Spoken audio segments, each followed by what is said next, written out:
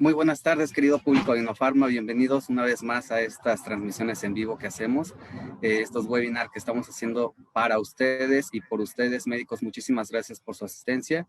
Yo soy el doctor José Ruiz Zaragoza, gerente técnico del laboratorio de Inofarma. Estamos hoy con el doctor Luis Mesa. A ver, Luis, si ya estás por ahí. ¿Qué tal? Buenas noches a todos. Sí, Queridísimo Luisito, ¿cómo estás, doctor Luis Mesa? ¿Cómo estás? muy bien, gracias a Dios. Pues aquí estamos, ¿no? Ya listos para una charla más. Muchas gracias. Muchísimas gracias por aceptar formar parte de esta hermosa familia de Laboratorio Inofarma.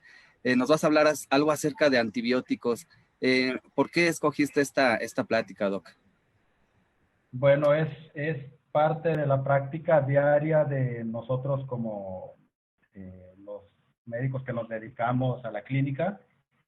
Y pues bueno, he notado que muchas veces las decisiones que tomamos para decidir, valga la redundancia, si hay que administrar o no un antibiótico, a veces no son las más apropiadas. Entonces, eso por un lado. Y por otro lado, pues compartir un poquito de esa inquietud y esa preocupación que tengo precisamente del uso racional de los antibióticos y de la importancia de que todos, como profesionales de la salud, participemos en un despertar de conciencia para que cada vez se haga un mejor uso pues de estos medicamentos.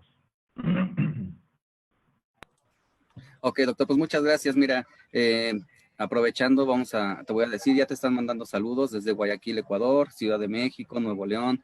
Tienes tus fans, ¿eh? Claro, oye. Sí, por Muy ahí bien. tengo algunos amigos en Ecuador, en Colombia, Perú, Costa Rica, por ahí les mando saludos a todos. Si se me pasa por ahí algún país, no se pongan celosos. Qué bueno, Doc.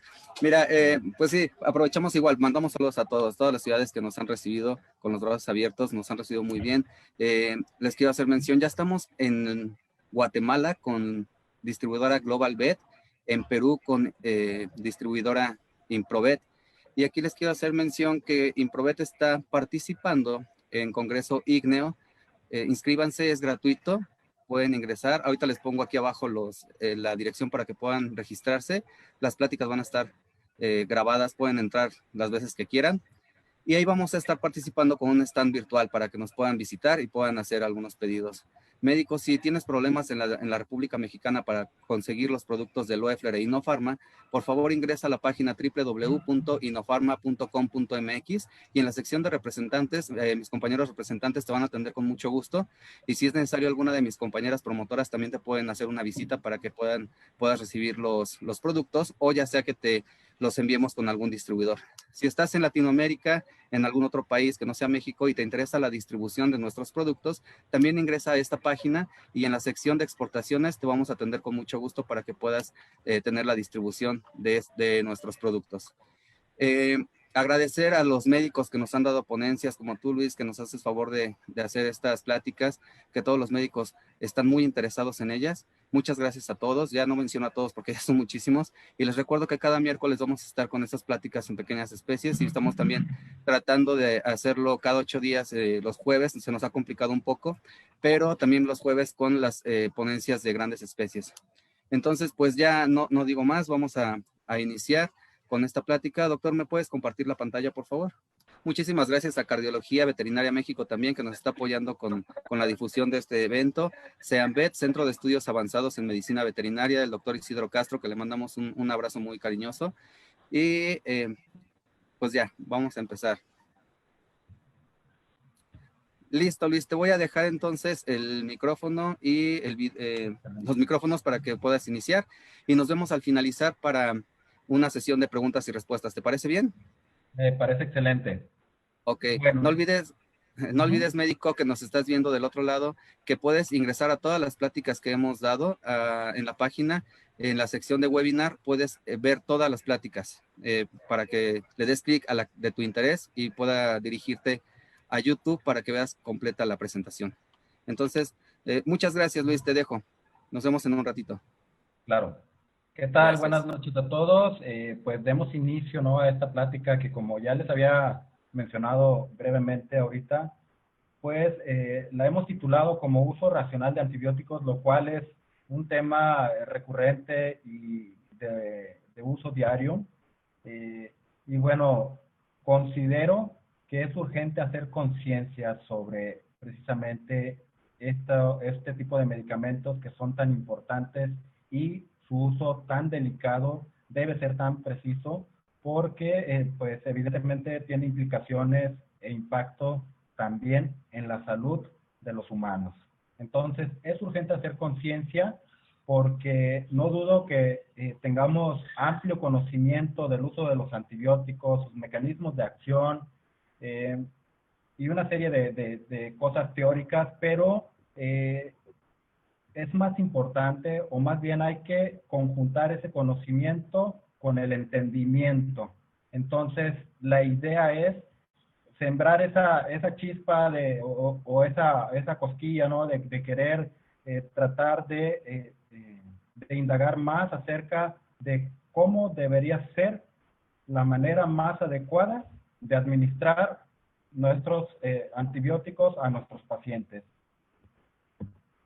Entonces, bueno, esto surge principalmente porque sabemos que cada vez más es más frecuente que existan bacterias resistentes, bacterias multiresistentes, las cuales antes pues no era tanto problema, pero actualmente sí, en muchos casos estas bacterias pues le dan un knockout literalmente a nuestros antibióticos. El objetivo de esta presentación en general es destacar la importancia del correcto uso de los antibióticos en la clínica de perros y gatos. Y como objetivos específicos es, primero, hacer conciencia. En segundo lugar, tener conocimiento de cuándo usar y cuándo no los antibióticos, cuándo enviar a un cultivo y cómo interpretar un antibiograma, cuándo dar un antibiótico empírico, cuándo dar un antibiótico evidentemente basado en un antibiograma, cómo es que debemos tener nuestra batería de antibióticos de primera, segunda y tercera elección, dependiendo la patología o el sistema que se vea afectado, y en algunos casos, cómo darle seguimiento a un paciente que tiene una infección por bacterias. Entonces, el uso de los antibióticos, la verdad es que data de mucho tiempo atrás. Se dice que los egipcios son de los primeros en haberlos usado sin darse cuenta, de cierta manera, o sin tener a ciencia cierta la precisión de lo que estaban haciendo, pues tenían como que la lógica de que si en la Tierra no se generan infecciones, pues posiblemente por ahí existan algunas moléculas o algunos factores que nos ayuden a controlar infecciones. Entonces, uno de los antibióticos que por ahí se tienen algunas reliquias es de tetraciclina por parte de los egipcios. Pasando miles de años más hacia la actualidad, pues en 1889 se empezó a acuñar lo que conocemos actualmente como antibiótico, pero en ese entonces solamente se le denominó como influencias antibióticas. Posteriormente, en 1941, pues es que ya se acuña finalmente la utilización o el concepto de antibiótico. Uno de los primeros antibióticos descubiertos fue por Alexander Fleming en 1928. Él comenta que, bueno, muchos sabemos que fue un hallazgo pues prácticamente accidental. Sin embargo, este investigador menciona que ese fenómeno que él observó de inhibición, del halo de inhibición en los cultivos que él tenía, es muy probable que varios colegas, varios científicos ya lo habían observado. Entonces, definitivamente él tiene el mérito completo de haber hecho ese descubrimiento o esa observación. Posteriormente, en 1930 se descubren las sulfonamidas, y estas son las principales, el principal antibiótico que se utiliza en la Segunda Guerra Mundial para tratar a los heridos. Tuvo en un principio más auge que la penicilina. Bien, ¿qué es lo que sucede actualmente? Estamos haciendo un uso racional o un uso irracional de los antibióticos. ¿A qué se debe? Que muchas veces pues realmente no hacemos tanto un uso racional, sino más bien irracional. Muchas veces esto está pues entrelazado a las cadenas pues ahora sí, que de costumbre, por poner un ejemplo, no sé si el paciente tiene un problema digestivo, le voy a poner sulfas. Si tiene parvovirosidad, pues mi antibiótico de primera elección que uso es sulfas, y eso es una creencia, y muchos hemos pasado por allí. Creo que nadie estamos libres de alguna situación de uso irracional o inadecuado de antibióticos, y no es la idea encontrar culpables, sino más bien observar cuál es la problemática y centrarnos o centrar todos nuestros esfuerzos en la solución, en resolver el problema como tal. Entonces, pues, por ahí existen y hemos visto estos memes, ¿no? De bacterias de antes, si me dan penicilina, pues me muero, ¿ah? Y actualmente, pues, desayunan amoxicilina, ceftriaxona y ciprofloxacino, y sigue vivita y coleando la bacteria. Esto nos habla que es una situación seria. Si nosotros optamos por hacer conciencia y tratar de hacer un uso racional de los antibióticos, pues entonces, pues esa resistencia tenderá a disminuir, esa generación de resistencia tenderá a disminuir. Sin embargo, siempre va a estar presente. ¿Cuál es el origen del problema en sí de que exista resistencia a los antibióticos? Se estima que a nivel mundial la mitad de los antibióticos se utilizan de manera inadecuada. Esto según datos de la OMS y basados en medicina humana. Entonces, sabemos que en medicina humana, en medicina veterinaria, pues creo que diferimos mucho, pues, o el espacio que hay entre el uso de los antibióticos en medicina humana y en veterinaria es muy diferente. Por ejemplo, si yo quiero comprar un antibiótico en una farmacia, un antibiótico de uso humano en una farmacia, al menos aquí en México y aquí en la región donde estoy, en Monterrey, no me lo venden si no es que llego con una receta. Sin embargo, en muchas partes donde venden antibióticos de uso veterinario es más sencillo poderlos adquirir. Eso es solamente una pequeña parte de la problemática.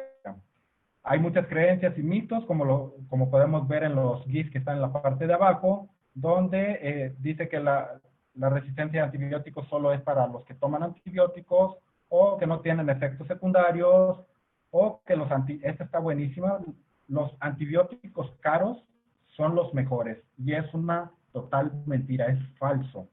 El antibiótico, también nos la creemos mucho, ¿no? El antibiótico que elimina más bacterias o de mayor espectro es el mejor. También es falso, como lo vamos a ver más adelante. Entonces, existen una serie de mitos que hacen que el uso de los antibióticos, pues, no sea el más adecuado. Sirven para curar cualquier enfermedad. Los antibióticos curan solamente enfermedades de origen bacteriano, eso lo sabemos. No curan dolor ni ningún otro problema. Y bueno, que específicamente que me gustó sobre la resistencia a antibióticos es solamente un problema de aquellos que toman antibióticos, lo cual es falso. Me gustó complementarlo, o me interesó complementarlo con este artículo que se publicó en el cual una persona que trabaja en una empacadora de pescado se pinchó un dedo y se dio un tratamiento tópico. A los 3 días se le inflamó mucho. Posteriormente tuvo que ser hospitalizado por estar presentando septicemia. Le hicieron su cultivo mientras le estaban dando tratamiento. El primer esquema de antibióticos no funcionó.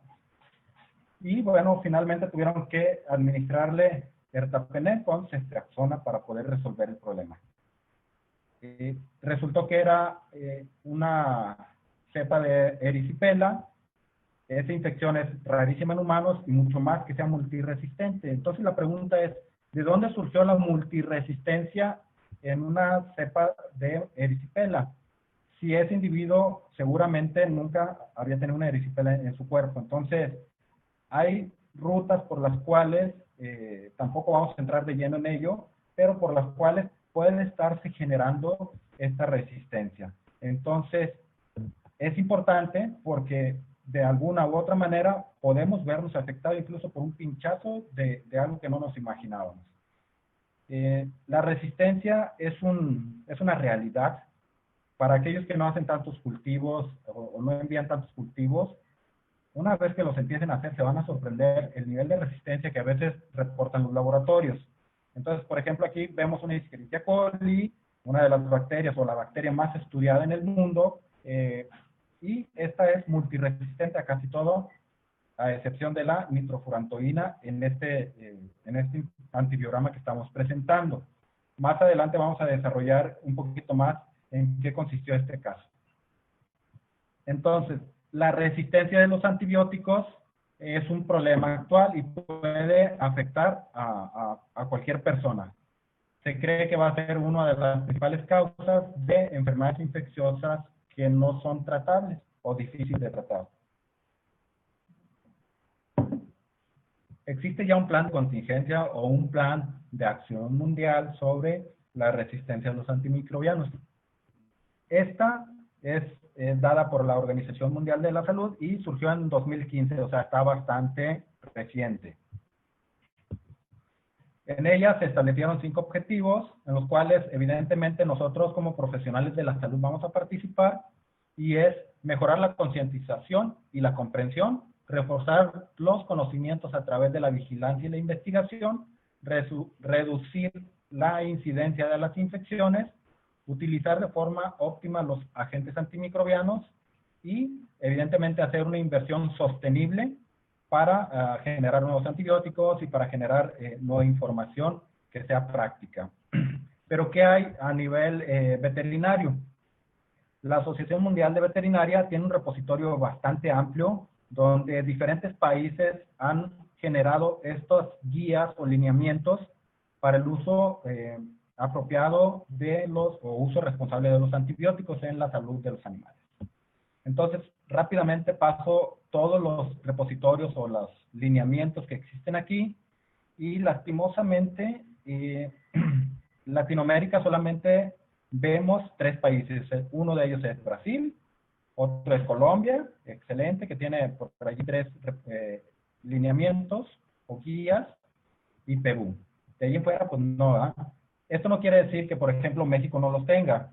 México tiene un plan de uso apropiado o responsable de los antibióticos, pero como que no está muy evidente o no está muy a la luz, o no hay mucha promoción de esto. Entonces, pues es nuestra responsabilidad buscar y hacerle promoción y tratar de hacer, pues ahora sí que el uso más responsable de estos medicamentos. Existe una Semana Mundial de Concientización de los antibióticos a nivel mundial, y el mensaje en público en general, incluyéndonos a nosotros como profesionales de la salud, es piénsalo 2 veces. Pero eso piénsalo 2 veces, por ahí escuché una vez, piensa si el antibiótico que estás por administrar es el correcto. Piénsalo 2 veces, no, más bien, piensa primero si tu paciente necesita un antibiótico, y ya después entonces sí piensa cuál sería el más adecuado. Pedir asesoramiento, desconocer o no tener conocimiento de un área en específico de algo no es malo, pero entonces hay que pedir asesoramiento o hay que buscar información para poderlo hacer mejor. Y bueno, el uso inadecuado de antibióticos pues nos pone en riesgo a todos, como vimos en el caso del pinchazo en el dedo de esta persona que resultó ser infectada por una cepa de erisipela. En México existe este estudio, o más bien esta revisión, en la cual se destacan los factores que permiten el desarrollo de resistencia bacteriana, que no debe diferir mucho en otros países, y una de las principales es la contaminación fecal. Existen muchos mascotas o muchos perros y gatos en situación de calle, y estos representan un factor o un foco de contaminación. Otro es el abuso en el uso de los antibióticos, otro es la calidad de los antibióticos y la autoprescripción. Definitivamente los 4 nosotros tenemos que estar participando.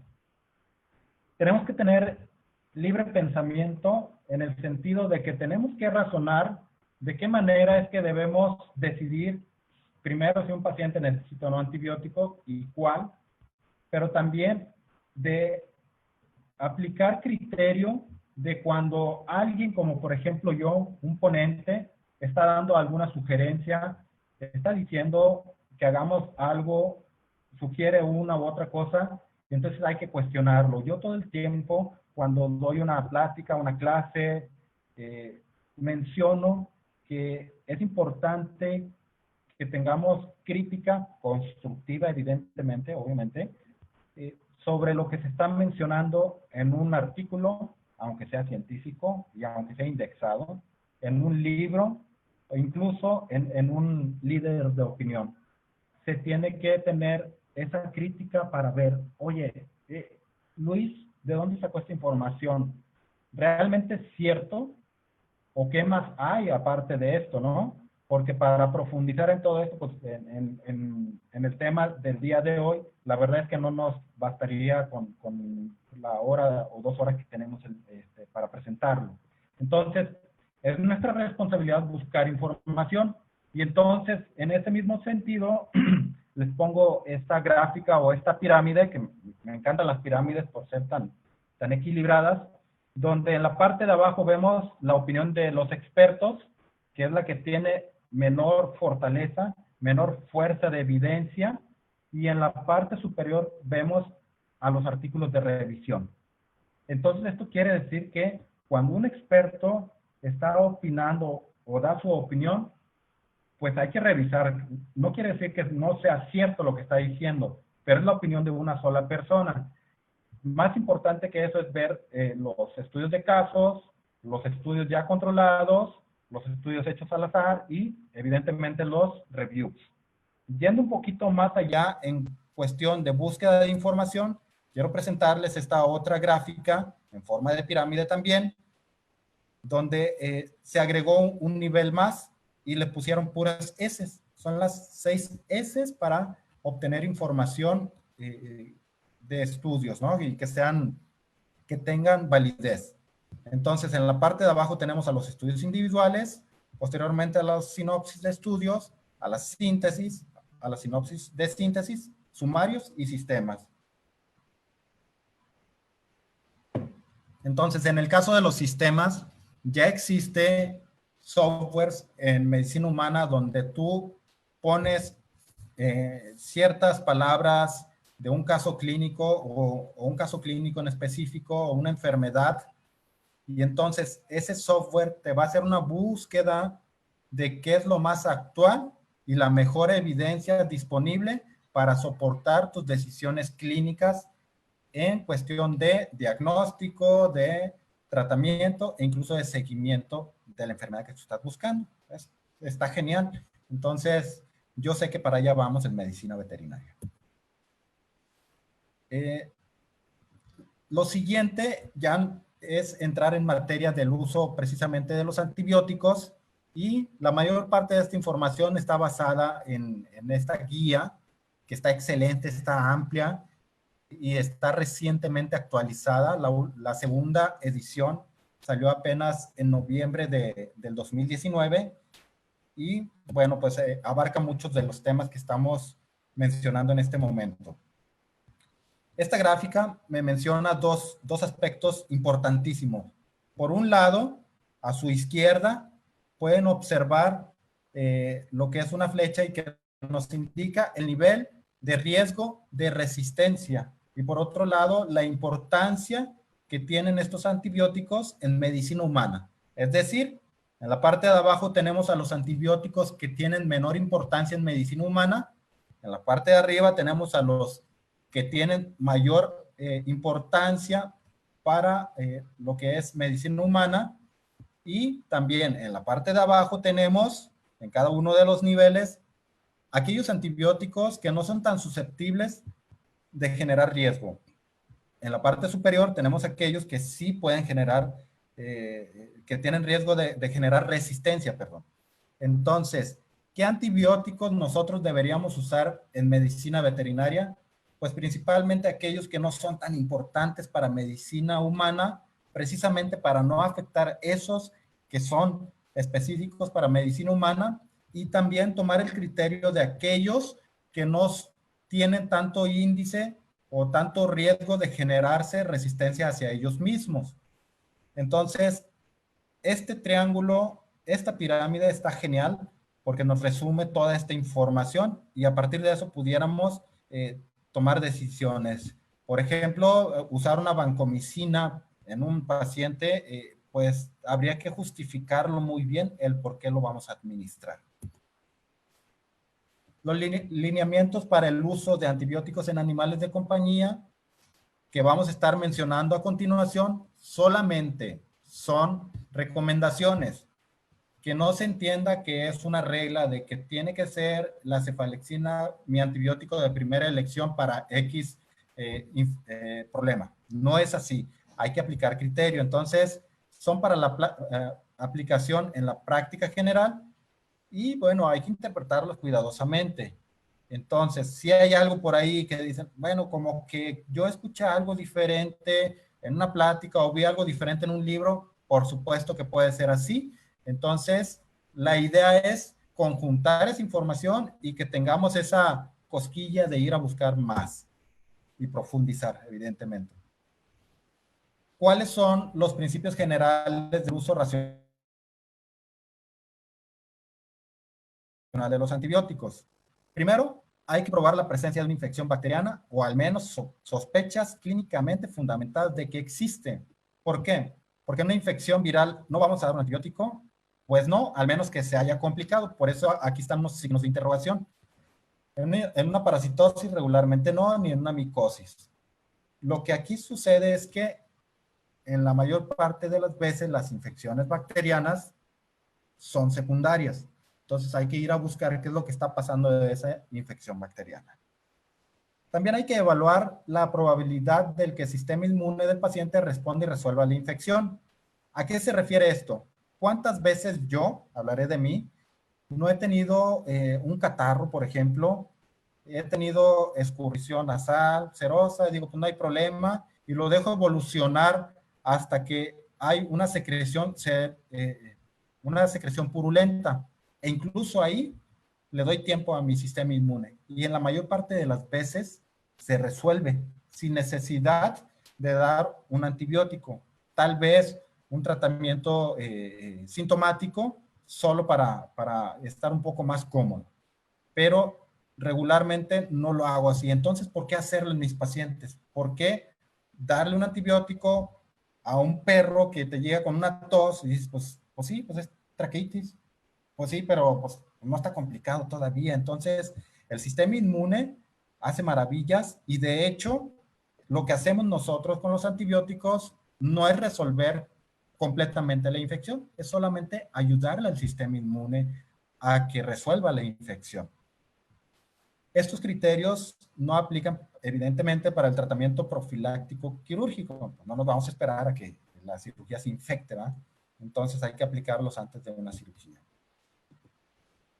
La elección del antibiótico deberá basarse en la expectativa de eficiencia clínica, en la toxicidad que no influya sobre la selección de bacterias multiresistentes y el costo. Tener en cuenta la sensibilidad bacteriana y no necesariamente hablar de sensibilidad bacteriana implica hacer un cultivo. Sensibilidad bacteriana podemos referirnos también a que, por ejemplo, podemos estar esperando que en tracto digestivo existan más bacterias anaerobias que en otro lugar del organismo. Entonces, hay ciertos antibióticos que van a tener mejor efecto sobre ese tipo de bacterias, por poner un ejemplo. Tomar en cuenta la penetración, la farmacocinética, la farmacodinamia, rutas de administración, dosis, duración y frecuencia. Importantísimo tener en cuenta todo esto. Lo vamos a ir desarrollando poco a poco.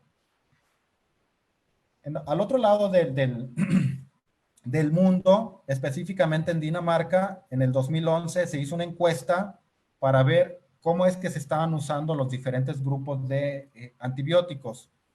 Y bueno, concluyeron que poco más de la mitad usaban en sus pacientes lo que son betalactámicos y son antibióticos, pues, digamos, sencillos, de no tan amplio espectro, que podemos seguir usando y considero que está bien. Y aquí en rojo hemos circulado lo que son las quinolonas, precisamente porque es algo que he notado y me preocupa, porque hacemos un uso desmedido en muchas ocasiones de quinolonas. Por ejemplo, ¿qué caso tiene premedicar a un paciente que va a entrar a una esterilización de rutina, un paciente joven, sano, que incluso le hiciste un estudio preanestésico o prequirúrgico y está completamente sano, y le metes una quinolona como premedicación para evitar o para prevenir más bien que se vaya a infectar la cirugía, o que vaya a haber una infección nosocomial o posquirúrgica?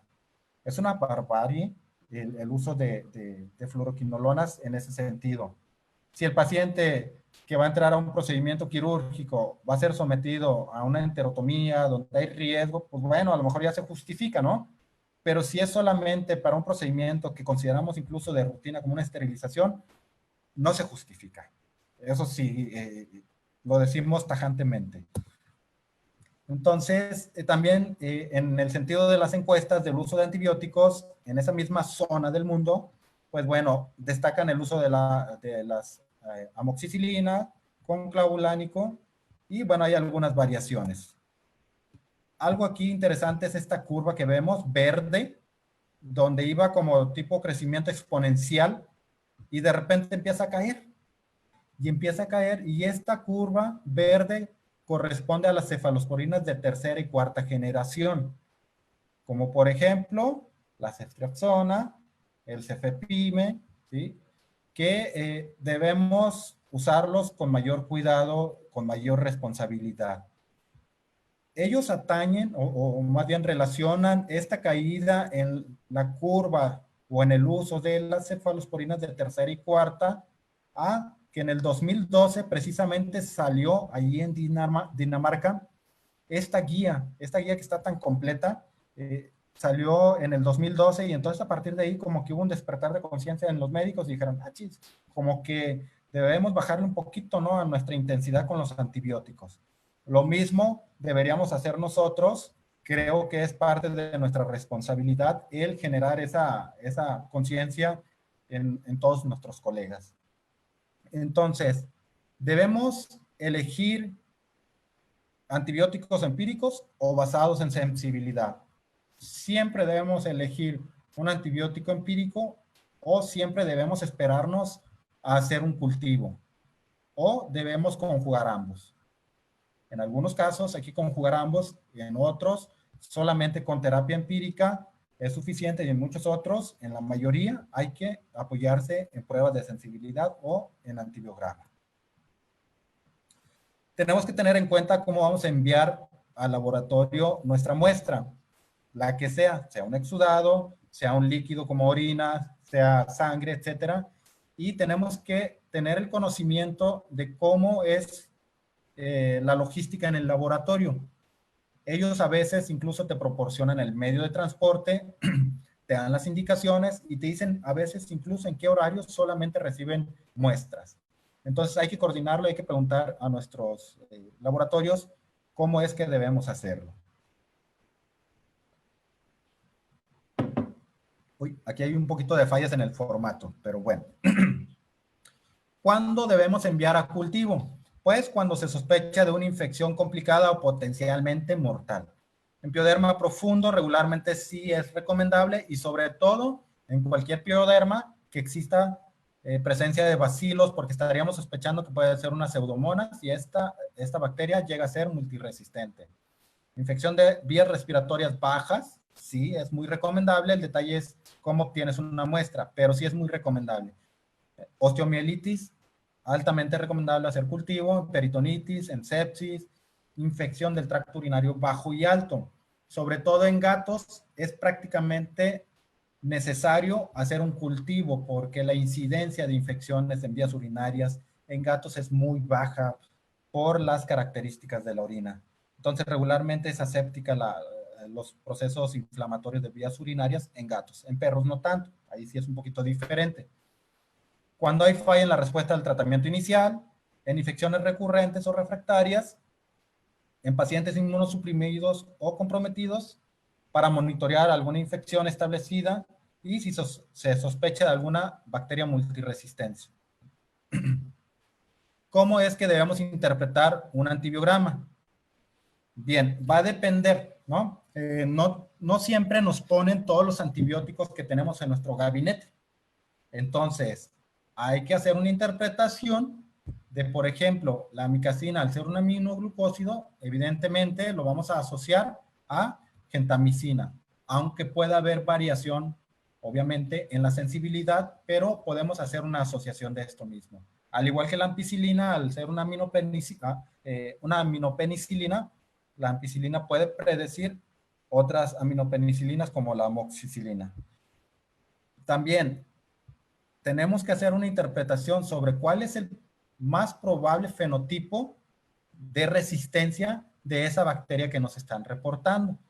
Si es una bacteria con beta-lactamasas, pues bueno, hay que considerarlo, ¿no? No usar antibióticos que son sensibles a beta-lactamasas.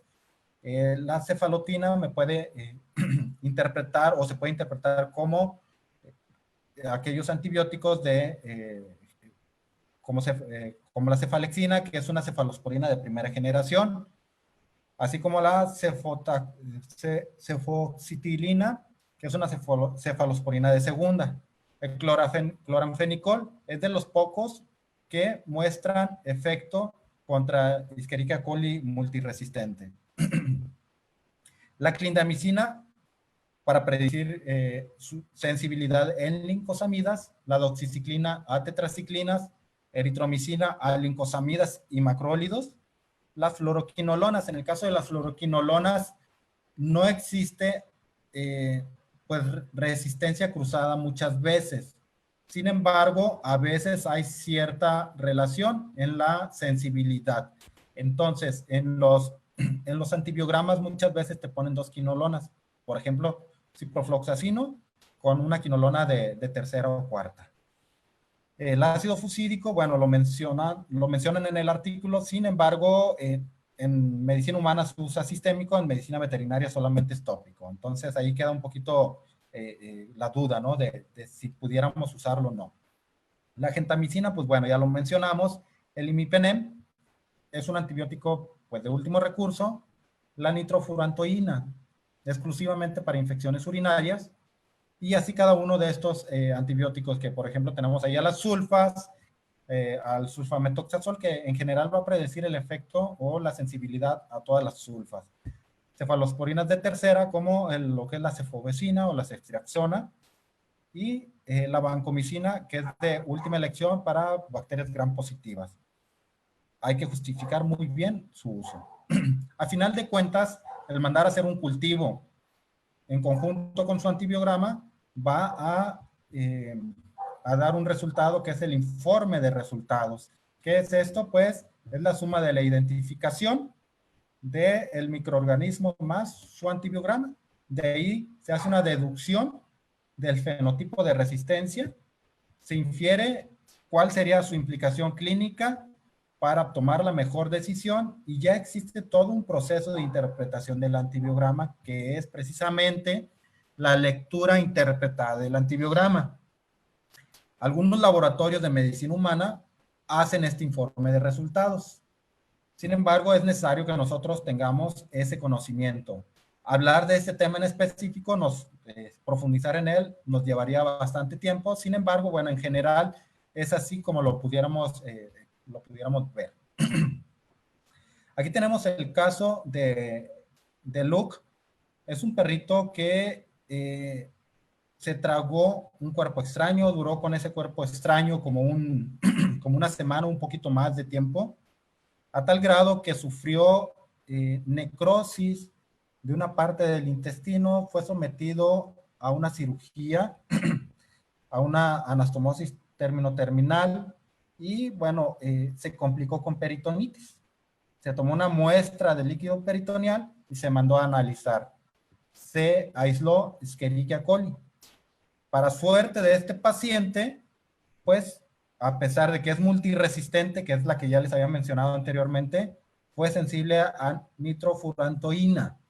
Sin embargo, el detalle de la nitrofurantoína es que no sirve para nada en un paciente que tiene peritonitis. Entonces, tuvimos que hacer un esquema de sinergia de antibióticos para poder sacar adelante al paciente. Y más bien, el mérito, la verdad es que no es de los médicos, sino del sistema inmune de este paciente que fue el que a final de cuentas resolvió el problema. Nosotros le ayudamos un poco, pero tristemente, de todos los antibióticos que nos dio el antibiograma, el único que era sensible, pues no iba a llegar a la zona donde nosotros necesitábamos abordar o resolver el problema. Entonces, por eso debemos tomar en cuenta y se tiene que hacer una interpretación en conjunto, incluyendo todos estos aspectos.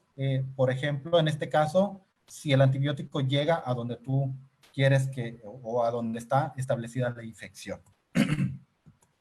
En piel, bueno, pues tenemos lo más común, ¿sí? Son los piodermas y estos, pues los dividimos prácticamente en tres, que son los piodermas de superficie. Luis, También, sí. Luis, perdóname, discúlpame, se cortó el video. ¿Ahí me escuchas? Sí, sí te escucho. Espérame, entonces que se cortó. Ya nada más puedo... Tu video se cortó, no podemos seguir viendo. Ok, ahí se ve ya, ¿no? No, en la transmisión no, aquí en Zoom sí, y creo que yo todavía sigo al aire. Pero creo que en tu equipo se cortó. Ok, extraño porque está corriendo muy bien todo, ¿eh? Sí, pero creo que a todos se les cortó. Sí. A ver. Creo que ahí ya está. Déjame ver.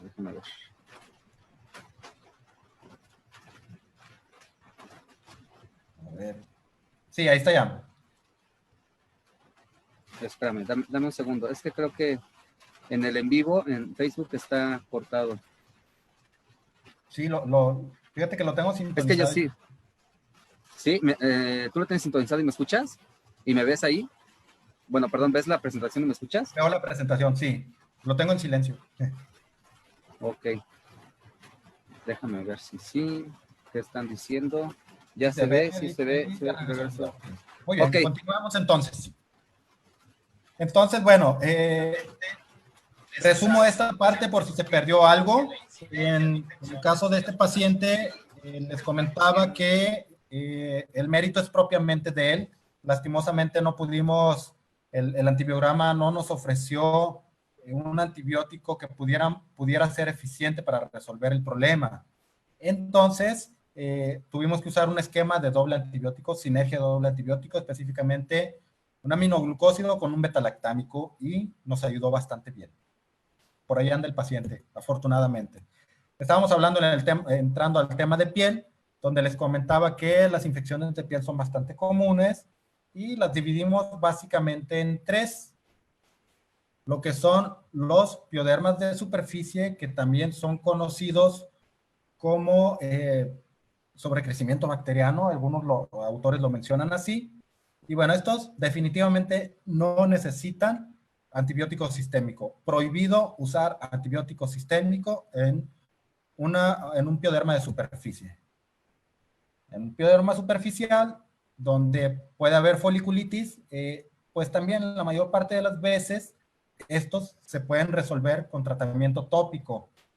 La mayor parte de las veces no requieren un tratamiento sistémico para que lo consideren también.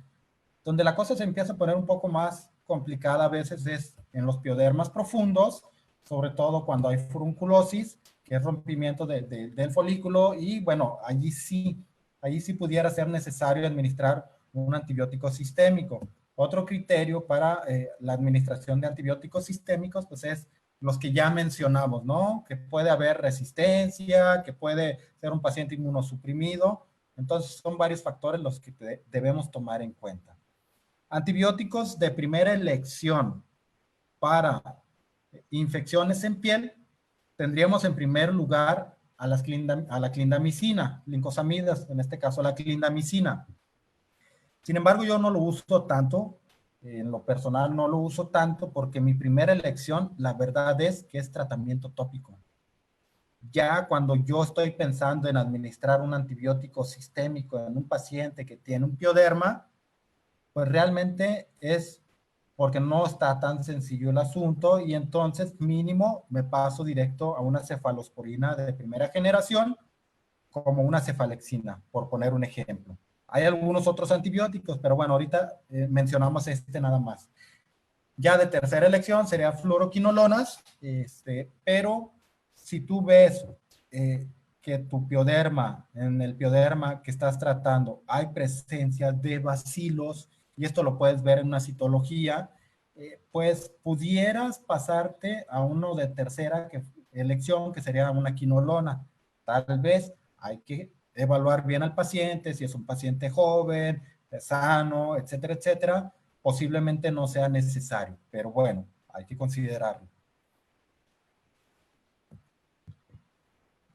Pioderma de superficie, como ya lo mencioné, no requieren antibiótico sistémico, como por ejemplo el intértrigo, responden bien a productos tópicos de clorhexidina y usualmente, bueno, pues ahí está repetido esto, ¿no? En la dermatitis piotraumática, por favor no manden antibiótico sistémico.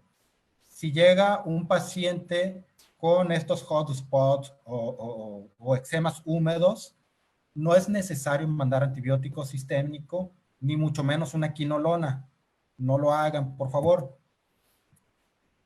Piodermas superficiales, por ejemplo, impétigo, muchas veces, aquí dice tratamiento tópico, pero muchas veces es autolimitante, no necesita tratamiento ni siquiera.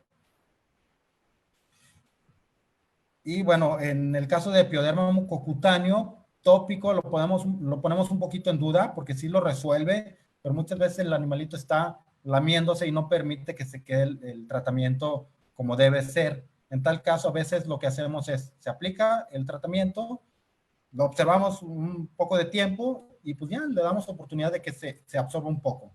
En el caso de los gatos, pues bueno, si tu tratamiento tópico va a ser a base de baños, pudiéramos optar por tratamiento sistémico. Si es un pioderma localizado, que son muy poco comunes los piodermas, pudiéramos optar por un tratamiento tópico, no necesariamente baños, aunque hay algunos que les va bien con los baños, se estresan mucho por lo general.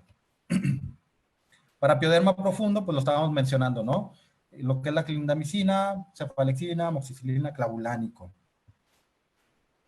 Abscesos y quemaduras. En el caso de los abscesos estos, hay que hacer un buen drenado de los mismos y el antibiótico de primera elección pues puede ser estos mismos que ya mencionamos, que son la amoxicilina, clavulánico, la clindamicina. En el caso de las quemaduras térmica o química, bueno, pues hay que considerar un buen antibiótico porque tienden a infectarse muy fácilmente. Hay que mandar a cultivo, definitivamente sí. En el caso de los abscesos, si tú ves presencia de bacilos, es sí o sí mandar a cultivo.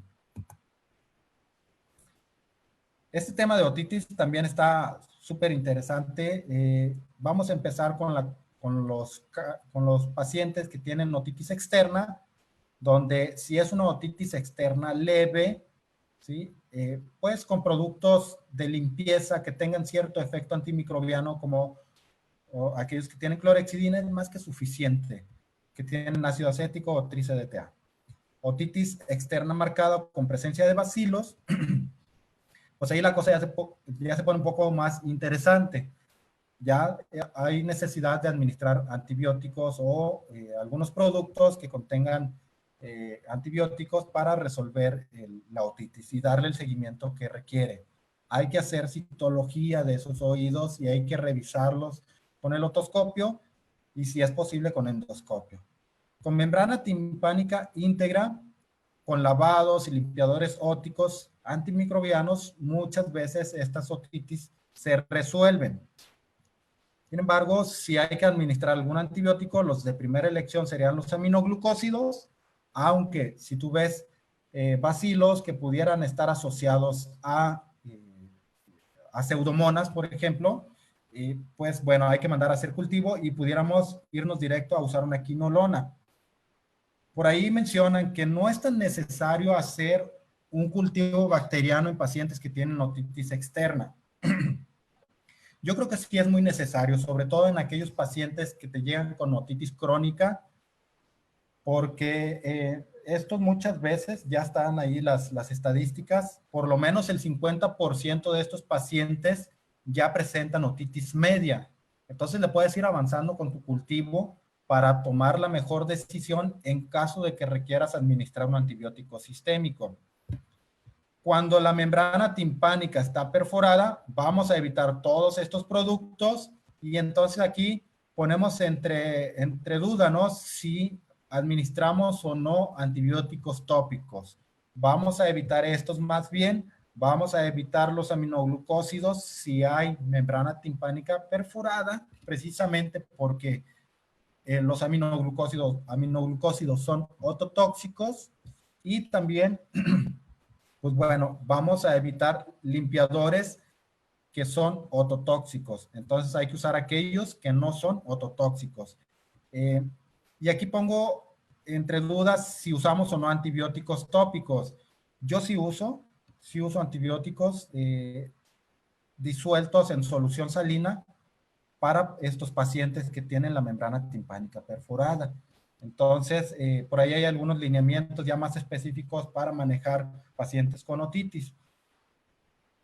En pacientes con pseudomonas, otitis externa causada por pseudomonas, pues bueno, basarse en pruebas de sensibilidad, definitivamente sí. Si la membrana timpánica está intacta, podemos usar este tipo de productos. Si no, hay que evitarlos. Si la membrana está perforada, hay que evitarlos. No es factible, si no es factible el tratamiento tópico, pues hay que mandar sistémico previo antibiograma, pero sobre todo cuando hay una otitis media. En el caso de la otitis media, bueno, dice aquí evitar antibióticos tópicos. Hay que hacerlo con mucho cuidado. En algunos casos, solamente con lavados y tratamiento sistémico basado en sensibilidad. Entonces, sí es importante hacer cultivo en pacientes que tienen otitis. Otro tema importantísimo, lo pongo aquí en el apartado de otitis, pero puede estar presente en muchos otros lados, y es los biofilms. Estos biofilms que forman una capa protectora donde tenemos el tejido afectado, tenemos el microorganismo y tenemos esta capa como protectora, ¿no? Entonces, lo que sucede con esto es que pueden existir dos escenarios. El primero, que es la línea roja sin interrupción, donde no penetra absolutamente nada de antibiótico. Entonces, el efecto del antibiótico cae por los suelos inmediatamente. No funciona, ¿sí? Entonces, esta gráfica está basada en un paciente con otitis, o bueno, en los casos de otitis, donde a la derecha tenemos la entrada del oído, lo que es el conducto auditivo, la parte vertical y posteriormente la zona horizontal y la membrana timpánica.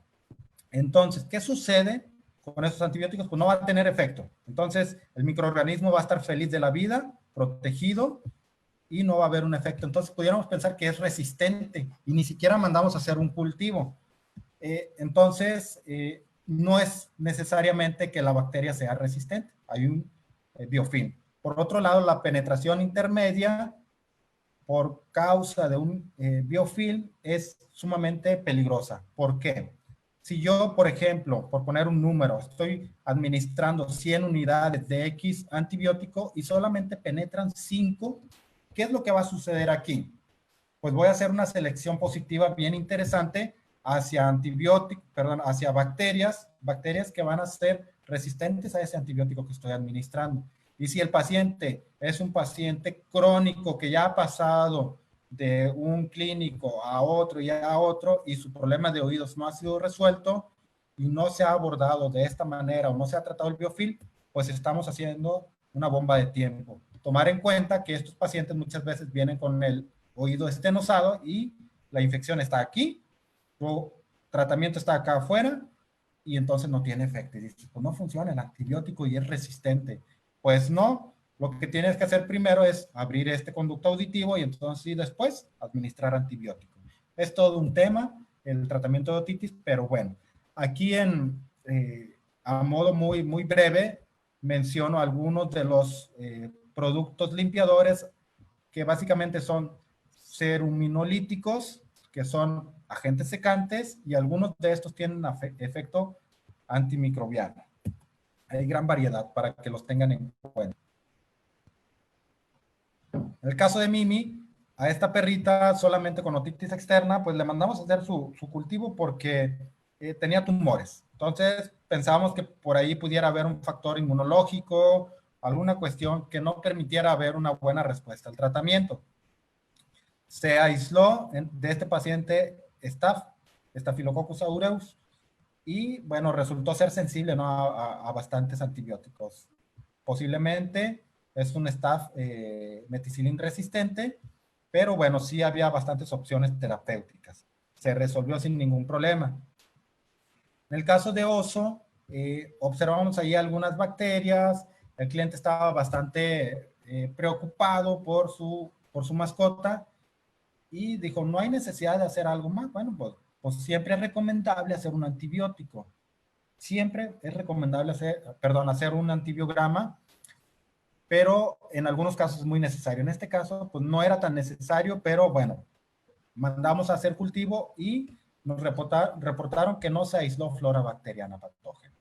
Pues bueno, entonces se resolvió. En el caso de oso, pues es un paciente que tiene otitis secundaria o más bien derivada de dermatitis atópica, que es una de las principales causas de otitis. Princesa tenía años con problemas de oídos, con su otitis, y bueno, esta ya había evolucionado a ser una otitis media, donde pues ya le habían dado varias veces tratamiento.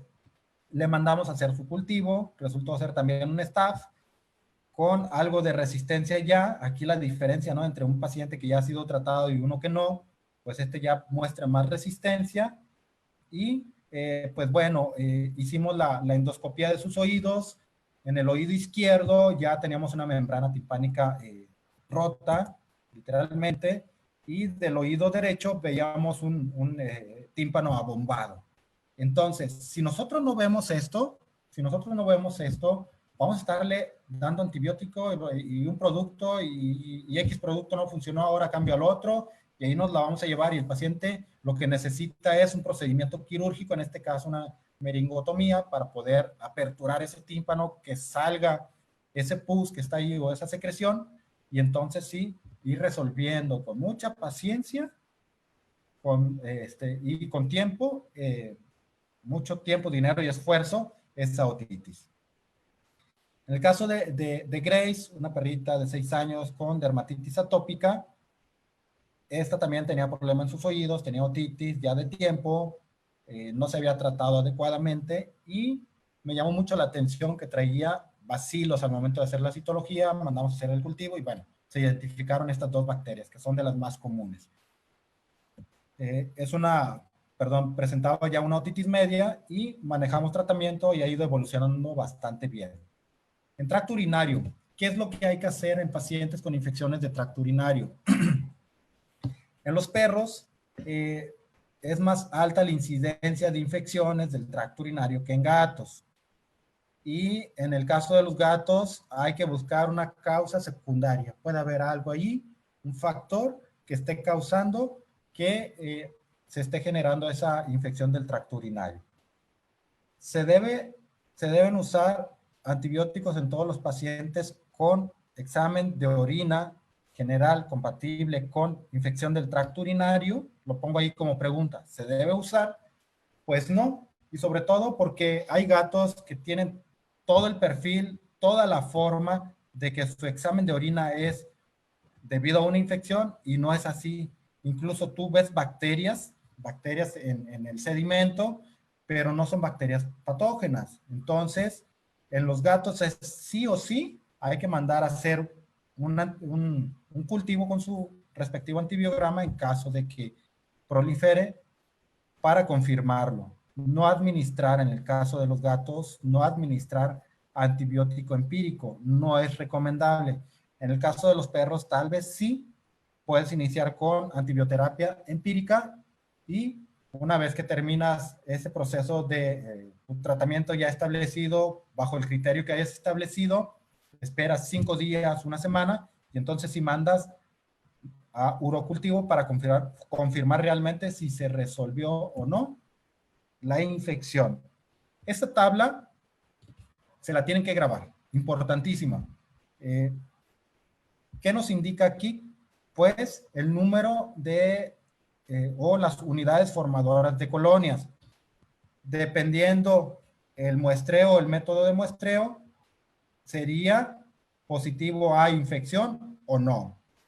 Entonces, en perros, por ejemplo, en los cuales se tomó la muestra de orina por cistocentesis, esta debe interpretarse de la siguiente manera. Cuando está por arriba de 1000 unidades formadoras de colonia, entonces es infección. Cuando está por debajo, no.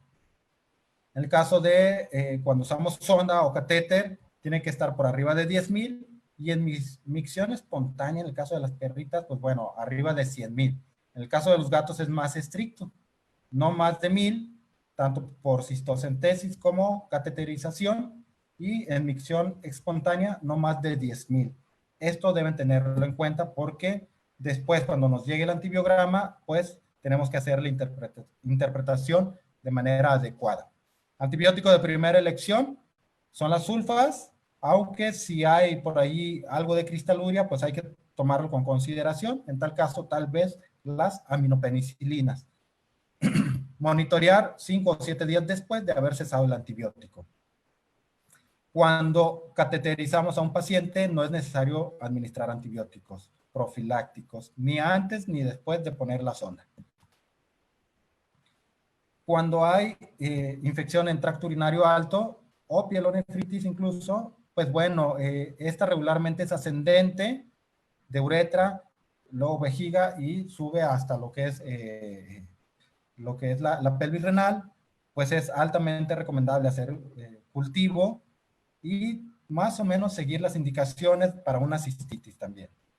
El tratamiento empírico, sí, tan pronto como sea posible. En estos casos, cuando sospechamos de que está afectado el tracto urinario alto, que hay pielonefritis, el antibiótico a elegir pues es amoxicilina clavulánico o, aquí sí, enrofloxacino pudiera ser, dependiendo del estado de ánimo del paciente o qué tan estable o no, hospitalizar, y en algunos casos hay que estar monitoreando cada 5 o 7 días para ver cómo va evolucionando nuestro tratamiento antibiótico. Después a los 7, 30 y 60 días después de haber cesado el antibiótico. O sea que en esas citas o en esos seguimientos hay que hacer cultivo. Santi se le hizo su urocultivo y bueno, acá nos dicen que salió negativo, es decir, no se aisló flora bacteriana patógena. Entonces ahí se debe establecer muy bien si hay o no presencia de bacterias y en segunda instancia confirmar que sean patógenas. Buford, un paciente que tenía hemangiosarcoma y bueno, tenía por ahí su tema de vías urinarias, incluso tenía prostatitis, le mandamos a hacer su cultivo y bueno, solamente salió sensible a amicacina. Está bien, se puede usar. ¿Sí? Sus unidades formadoras de colonia andaban en 200,000. Cuando a este paciente se le tomó su muestra de orina por catéter, con una sonda, la cual debería estar por debajo de 10,000. Entonces, definitivamente es positivo. Chloe, excelente ejemplo para un paciente al cual se le dio seguimiento. Chloe se consultó porque traía disuria, poliaquiuria, presencia de sangre en la orina y bueno, se revisó, traía bastante dolor abdominal a nivel de los riñones, a nivel de la vejiga. Se hizo ecografía, se nos reportó en la ecografía que la pelvis renal estaba algo dilatada, como inflamada. Hicimos nosotros, previo a este estudio que estamos presentando aquí, hicimos un examen general de orina, revisamos el sedimento, había muchos cilindros hialinos y bueno, sospechamos fuertemente de que era una pielonefritis. Posteriormente mandamos nuestra muestra de orina a cultivar, nos reportaron todo esto y traía más de 1 millón de unidades formadoras de colonia por mililitro. La bacteria que estaba afectando al paciente pues era un staph. Entonces, este antibiograma lo mandamos a hacer a la par que empezamos la terapia empírica. Como terapia empírica, precisamente mandamos ciprofloxacino. Y curiosamente, este paciente salió resistente a ciprofloxacino. Nos preocupamos un poco y pensamos en si teníamos que modificar nuestra antibioterapia. Decidimos dejarla porque veíamos que iba evolucionando favorablemente. Es decir, hay que ver los signos clínicos del paciente. Posteriormente, terminado el tratamiento que habíamos establecido con ciprofloxacino, dimos 5 días, tomamos nuevamente la muestra por cistocentesis y nos salió negativo. La ciprofloxacina, a pesar de que era resistente, ¿sí? El antibiograma nos estaba reportando que era resistente, nos resolvió el problema. Y esto es un punto importante a tomar en cuenta, porque la mayor parte de estos antibiogramas y estos antibiogramas que se hacen en los laboratorios están basados en las concentraciones mínimas inhibitorias plasmáticas, no urinarias, no en otra región del organismo. Entonces, si tu antibiótico tiene X concentración plasmática, pero su eliminación es vía urinaria, por ejemplo, pues va a estar en mucho más altas concentraciones a tal grado que te puede resolver tu problema de infección, que es el caso de Chloe. Entonces, interesante el seguimiento que se le dio a Chloe y sobre todo que a pesar de que nos salió resistente a ciprofloxacino, este antibiótico nos resolvió. Entonces, pues bueno, si no hubiera resuelto, ya teníamos aquí evidencia de qué antibiótico usar en caso de que no hubiera respondido adecuadamente. En cavidad oral, regularmente no requieren antibiótico a menos que haya una enfermedad periodontal severa o cuando hay abscesos de raíz. Hay que tomar en cuenta los signos clínicos, los síntomas y tomar radiografía para ver la profundidad o la severidad de la enfermedad periodontal. Pero si es solamente una gingivitis, si es una profilaxis dental, una profilaxis, no una corrección, porque luego nos llegan los pacientes ya con una enfermedad periodontal muy avanzada, no necesita antibiótico. Pero si fuera necesario, pues bueno, nuestro antibiótico de primera elección sería en tal caso lo que es la clindamicina, también amoxicilina clavulánico, ya como segunda, tercera elección, pudiéramos elegir una quinolona. En cirugía oral, si no hay infección, si no es enfermedad periodontal, regularmente no necesita antibiótico, o si quieres usar un antibiótico profiláctico, está bien con una sola dosis. Regularmente la bacteremia que se produce por ese procedimiento se corrige como en 20 minutos, nada más. Entonces no es tan necesario. En el tema de gastro, esto es muy amplio y bueno, más sobre todo porque las unidades formadoras de colonia en el tracto digestivo varían desde 101 hasta 1000. O sea, es muy variable la concentración de bacterias. El diagnóstico de los problemas digestivos pues debe obviamente tomarse en cuenta el examen físico, la historia clínica, los estudios y muchas veces incluso biopsia, endoscopía, etc. Pruebas coprológicas, pues el copro directo por flotación, algunos de estos cassettes inmunológicos para parvo, corona, yardia, etcétera. Coprocultivo debe ser interpretado con mucha precaución porque hay muchísimas bacterias allí presentes, entonces es muy probable que te reporten Escherichia coli, por ejemplo. Citologías son recomendables, a veces hay necesidad de hacer estudios de enterotoxinas y enzimas digestivas. En el caso de los cultivos o coprocultivos, algunas veces son necesarios cuando sospechamos, por ejemplo, de Campylobacter o de una salmonela, Y bueno, existe por ahí, estaba revisando que el año pasado hubo un brote de Campylobacter asociado a mascotas adquiridas en tiendas, específicamente en cachorros. Entonces se le dio seguimiento y resultó que ese Campylobacter era incluso multiresistente y se dio en varios lugares de Estados Unidos. En gastroenteritis aguda, pacientes que te llegan a veces con vómito, anorexia, diarrea, muchas veces son autolimitantes y no requieren uso de antibióticos, solamente un tratamiento sintomático. Pero llega con diarrea y obviamente le meto no sé, antibiótico, por ejemplo, una sulfa o un aminoglucósido. No es necesario, pongo el mismo ejemplo que puse hace rato de vías respiratorias. Tengo un trastorno digestivo, lo que hago yo es cuidar mi alimentación por unos días y regularmente se autolimita, o sea, no pasa de ser un proceso agudo. Claro, considera que si es una presentación aguda, pudiera haber incluso una pancreatitis, lo cual es totalmente diferente a solamente una diarreíta, ¿no? Que es pasajera o autolimitante. Esto es lo que ya mencionábamos. En el caso de cultivo no está tan recomendable y pues bueno, considérenlo, interprétenlo con precaución. Antibioterapia empírica en síndrome de diarrea hemorrágica aguda. Por aquí, esta literatura me menciona que no es tan necesario de primera instancia. Sin embargo, eso va a depender mucho de tu infraestructura, del personal que tengas, qué cantidad de personal tienes en tu clínica, en tu hospital y qué capacitación también tiene. Entonces, si tienes un paciente con diagnóstico de parvovirosis, por ejemplo, pues bueno, hay que buscar o hay que darle el seguimiento de si el paciente está presentando alguna complicación que pudiera estar asociado a sepsis. En este sentido, tenemos que estar al pendiente de la temperatura del paciente, de si hay presencia de taquicardia, taquipnea, desorientación, hipotensión.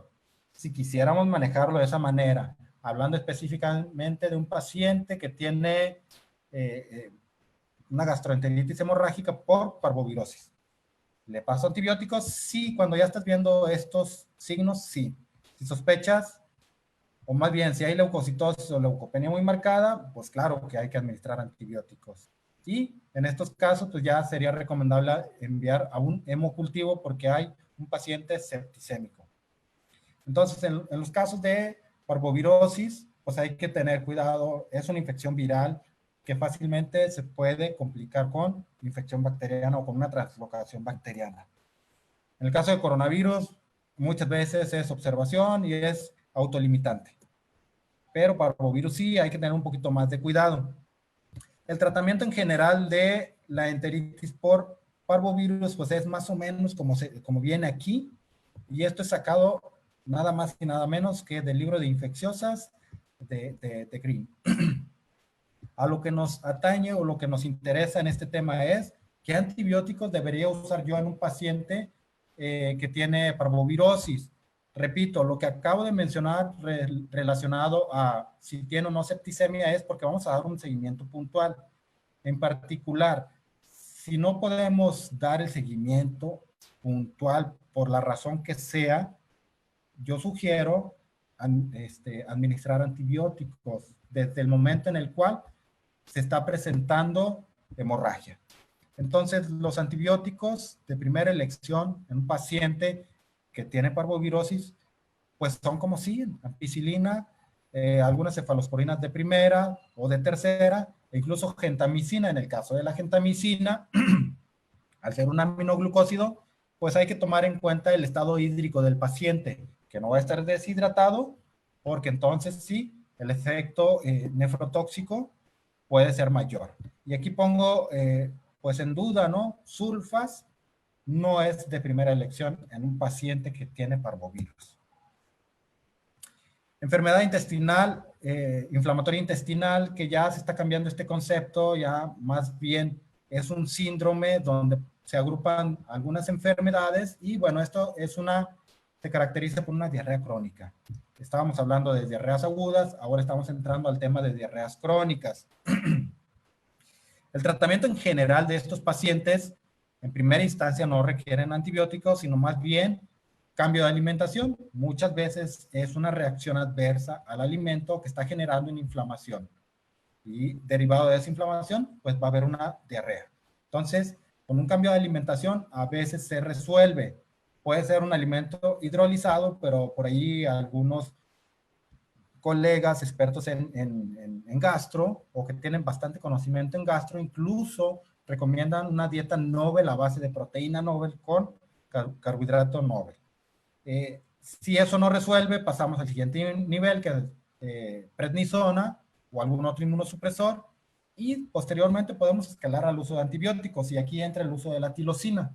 Es interesante el uso de la tirosina en estos pacientes porque resuelve muy bien e incluso hay un grupo de pacientes a los cuales se les llaman enteritis responsivas a antibióticos. El sobrecrecimiento bacteriano o disbiosis bacteriana, un poco difícil de poderlo determinar o diagnosticar como tal, pero bueno, si sospechas de esto, el manejo es muy parecido a lo que acabamos de mencionar, cambio de alimentación, y posteriormente llegar hasta la cuestión de los antibióticos. Descartar, obviamente, enfermedad exócrina o enfermedad intestinal inflamatoria. En general, bueno, esta gráfica la hemos puesto para representar que la mayor parte de las diarreas agudas son agudas o algunas infecciones que el mismo paciente va a resolver, metabólicas, etcétera. Pero, ¿qué hay con aquellas diarreas que son crónicas? Muchas de ellas, la mayoría, son responsivas al alimento, otras son responsivas a antibióticos, algunas necesitan combinación de alimentación con antibiótico y otras tienen que escalar hasta un inmunosupresor como prednisona, ciclosporina, entre otros. Importantísimo, descartar presencia de parásitos. Esto es un caso clínico que se reportó apenas el año pasado, donde pues el problema no era una enfermedad intestinal crónica, una diarrea crónica, y este paciente ya había sido sometido a un tratamiento con inmunosupresores. Entonces hicieron unos buenos copros y identificaron el estrongiloides. Desparasitaron y se resolvió el problema, siendo que ya estaba diagnosticado con otro problema. Entonces, algunos clínicos incluso recomiendan que se dé un tratamiento para parásitos, una desparasitación algo intensiva. Hay que hacer unos copros o unas buenas técnicas de identificación de parásitos para no caer en ese error. En 2005 se acuñó lo que es el término de diarrea crónica responsiva a tirosina, y desde ahí hay una serie de estudios que han demostrado que la tirosina tiene un excelente efecto sobre resolver a este tipo de afecciones digestivas. Entonces, por ahí ya se han hecho diferentes estudios en los cuales se confirma cada vez más, se han ajustado dosis, vienen concluyendo ahí que unas 10 miligramos son bastante aceptables para resolver este tipo de o de enteritis más bien crónicas responsivas a tirosina específicamente.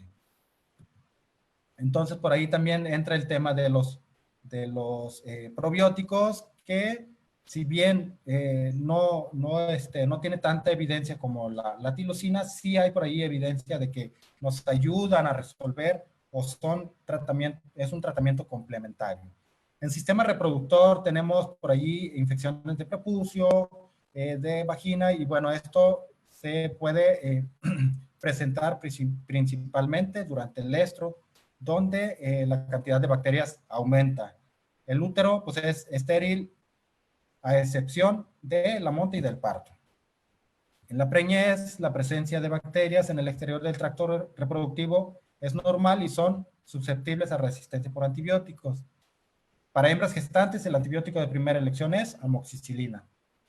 Juvenitis juvenil, pues es muchas veces autolimitante Y bueno, hay que considerar si requiere antibiótico o si es concomitante a una infección del tracto urinario.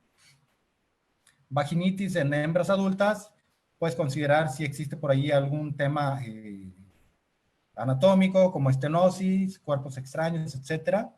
Entonces hay que identificar la causa de base. Regularmente con lavados antisépticos se resuelve. Metritis aguda sucede en distocia o en aborto. Hay que descartar Brucella canis y el tratamiento es amoxicilina clavulánico como primera elección, sin dejar a un lado enviar a cultivo. Si esto se complica, si hay ruptura o se complica con endometritis, con lo que es piometra, pues posiblemente lo más recomendable es un procedimiento quirúrgico. El mastitis, cuando es una mastitis seria, donde ya hay formación de abscesos, hay que estar drenando esos abscesos, hay que darle un seguimiento muy de cerca porque muchas veces estos pueden complicarse con septicemia, lo cual sería muy grave. Aminopenicilina sería de primera elección, sin embargo, es necesario mandar a hacer cultivo. Regularmente una cesárea, aquí lo mencionan, no requiere antibióticos en casos normales, siempre y cuando tengamos las medidas de asepsia y nuestro quirófano sea aséptico.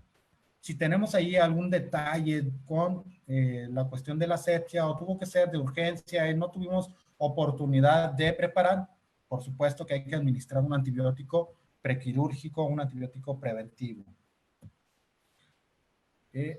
En balanopostitis, pues bueno, la vas con clorexina suficiente para resolverlo. Orquitis y epididimitis. A veces son causados por trauma, alguna herida, pero también debemos considerar la posibilidad de brucela. El tratamiento, pues, es castración, yo creo que sí, a menos que sea un paciente que tenga valor reproductivo. Y el antibiótico de primera elección para estos pacientes sería amoxicilina clavulánico o sulfas por 2 a 3 semanas. En prostatitis, parecido al anterior, y bueno, el diagnóstico tiene que hacerse a través de un eyaculado, tiene que hacerse un cultivo de preferencia, podemos hacer una punción con aguja fina, pero hay que mandar a cultivo a final de cuentas. Antibióticos de primera elección para estos pacientes puede ser la enrofloxacina o las sulfas con trimetoprim. Hay que castrar, definitivamente sí, porque es un factor que aporta, ¿no? Que aporta a la presentación de la hiperplasia. Y bueno, hay que descartar en los casos de prostatitis, absedación prostática. Este paciente fue sometido a una tomografía y bueno, tenía por ahí, entre otros temas de tumores, tenía también una prostatitis y absedación prostática. Los abscesos prostáticos eran tan grandes, ¿sí?, que eran más grandes que la vejiga incluso. Entonces, cuando hay absedación prostática, pues sí necesita antibiótico, pero necesita un procedimiento quirúrgico. A nivel respiratorio, la mayor parte de las infecciones de vías respiratorias altas no requieren antibiótico. Si llegan a requerir antibiótico, pues hay que observar al paciente si no logró resolver el problema. Regularmente yo en lo particular no mando antibiótico en mis pacientes con rinitis, con traqueitis, y esperamos a ver qué tal resuelve, y regularmente les va bien. Tratamiento sintomático, un tratamiento para ayudarle un poquito a respirar mejor, etcétera. A lo mejor algún antitusígeno para que pueda dormir a gusto por las noches, pero nada más. Y regularmente, como les comento, resuelve. El problema es cuando la infección empieza a descender o cuando el paciente tiene un compromiso inmunológico, ¿no? Entonces, causas de enfermedad respiratoria, regularmente cuando se establece una infección bacteriana respiratoria, es secundaria. Regularmente es un trauma, es una neoplasia, alergias, parásitos de origen fúngico o viral, entre otros. Entonces, hay que hacer una exploración y un examen físico muy interesante de vías respiratorias para ver cuál es la causa de base. Si es bacteriano, pues bueno, ya lo estábamos mencionando. Muchas veces es secundario, ¿sí? Las bacterias infectantes varían, sin embargo, pues algunas de las más comunes son Escherichia coli, Strepto, Staph, Bordetella, Pasteurella y Simonsiella, pues ahí está como que entredicho, ¿no? Es más un habitante normal, pero pues pudiera ser algo oportunista. El cultivo debe ser interpretado con reserva, precisamente porque es una zona donde hay bastante microbiota y pudiéramos estar viendo bacterias. Entonces, hay que hacer una interpretación bastante exhaustiva, no irnos de lleno a la administración de un antibiótico. La causa principal de rinitis en gatos es lo que es el virus el herpes virus felino. Y bueno, si el paciente no ha respondido en 7 a 10 días, pudiera requerir un antibiótico porque ya se complicó. Descartar pólipos, descartar infección fungal y abscesos maxilares, definitivamente. Antibiótico de primera elección para rinitis y traqueitis incluso, doxiciclina, ¿sí? Porque tiene espectro contra las bacterias que ya mencionamos, incluso también por ahí contra, se me fue el nombre, el micoplasma, ¿sí? Amoxicilina puede ser y acitromicina. Igual, en el caso de traqueobronquitis, en el caso de los perros, puede ser multifactorial y por ahí puede estar implicada la micoplasma. Entonces, sí, la doxiciclina puede ser de primera elección, seguido de acitromicina. Recordar que todas estas son recomendaciones, puede haber ahí algunas otras opciones, pero bueno, hay que justificarlo, ¿no? En el caso de neumonía, pues eso ya nos está alertando y hay que tomarlo con precaución. Entonces, algunos de los signos, hay que tomar en cuenta los signos clínicos, hacer una buena auscultación, hay que tomar una radiografía para ver la condición en la cual se encuentran los pulmones, si es posible, tomar una muestra y mandar a cultivo para identificar quién es el agente causal, y en el caso de micoplasma, pues se requiere un medio de transporte especial para que lo consideren también. En el caso de neumonía, es tratamiento empírico inmediato. Los antibióticos de primera elección son amoxiclavulánico o ampicilina con enrofloxacina en caso de que no responda a la monoterapia. Si esta no funciona en 2 o 3 días, hay que cambiar a otro antibiótico y darlos por 2 hasta 6 semanas, dependiendo qué nos vaya indicando nuestra biometría y nuestra radiografía. Podemos darle seguimiento con proteína C reactiva, sobre todo para ver el nivel de inflamación que está presentando nuestro paciente, pues pudiera ayudar. Entonces, en los casos de neumonía, pues tenemos que estar algo agresivos en la antibioterapia. Es uno de los casos en los cuales sí hay que ser agresivos y hay que usar antibioterapia empírica de inmediato y, de ser posible, mandar a cultivo. La neumonía por aspiración, más común en perros. Bueno, pues si es un paciente que tiene regurgitación crónica, pues bueno, hay que considerar que pudiera haber por ahí broncoaspiración, y esto predispone a que pueda haber infección o que se pueda complicar con una infección. Perdón, el seguimiento pues es prácticamente lo que mencionamos aquí. Ir monitoreando al paciente, hacerle sus biometrías y radiografías. Por ahí una vez visité a un colega, amigo, Fernando, que posiblemente por ahí nos esté escuchando, y él me dijo, oye, antes de que empecemos a platicar, pues me ayudas, ¿no? Con aplicarme una inyección. Le dije, claro, te ayudo. Le habían recetado ceftriaxona. Entonces yo me alarmé, le dije, oye, pues, ¿por qué te recetaron esto? Es una bomba, ¿no? Me dice, no, pues es que tengo neumonía. Y yo, pues bueno, entonces sí, ¿verdad? Hay que ser agresivos con el tratamiento cuando es un proceso de vías respiratorias bajas.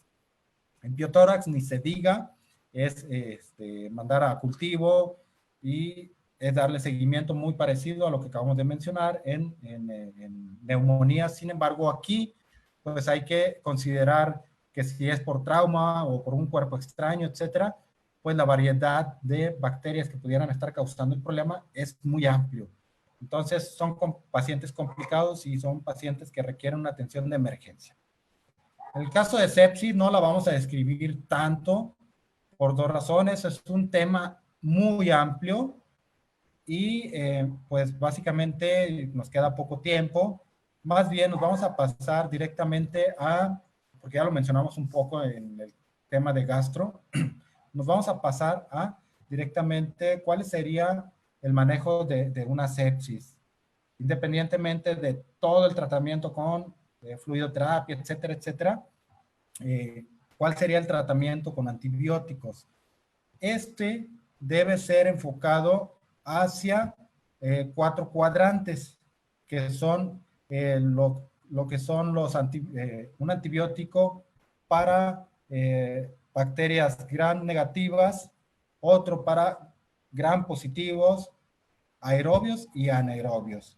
Regularmente puedes empezar con ampicilina, 22 miligramos por kilo, o combinado más bien con enrofloxacina.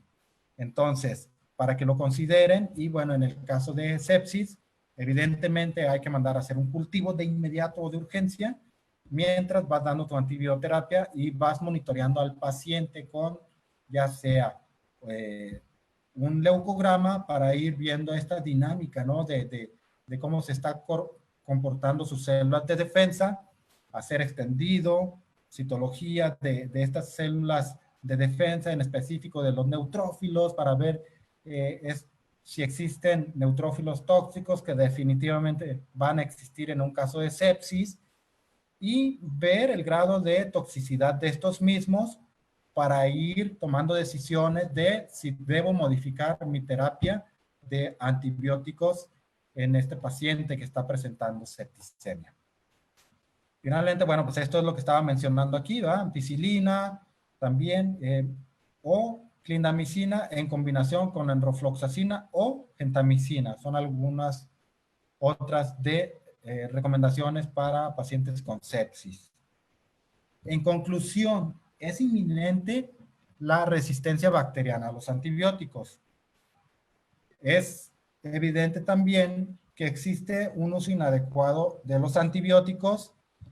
Las campañas de concientización, tanto institucionales como personales, deben ser activadas. Y aquí invito a todos a que demos hagamos conciencia primero nosotros y empecemos a influir en nuestra área de influencia, ya sea pequeña o grande, para que nosotros como profesionales de la salud despertemos y digamos, tenemos que ser más responsables en el uso de los antibióticos, y esto implica también de la manera más amena, ¿sí?, y responsable, invitar a nuestros colegas a que lo hagan de esa manera.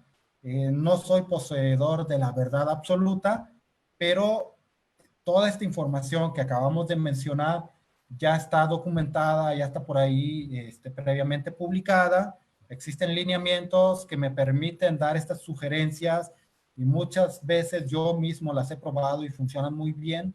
Entonces, esta campaña de concientización debe estar permanentemente activa. Faltan lineamientos regionales, o sea, tengo que basarme en este lineamiento que está al otro lado del mundo, que está muy bien hecho, pero sería interesante tener uno propiamente en este caso de México, por poner un ejemplo. Yo sé que hay mucho conocimiento, pero no es tanto, creo yo, falta de conocimiento, sino falta de entendimiento. Por ahí una vez vi que mencionaban que qué nos hacía falta para X tratamiento.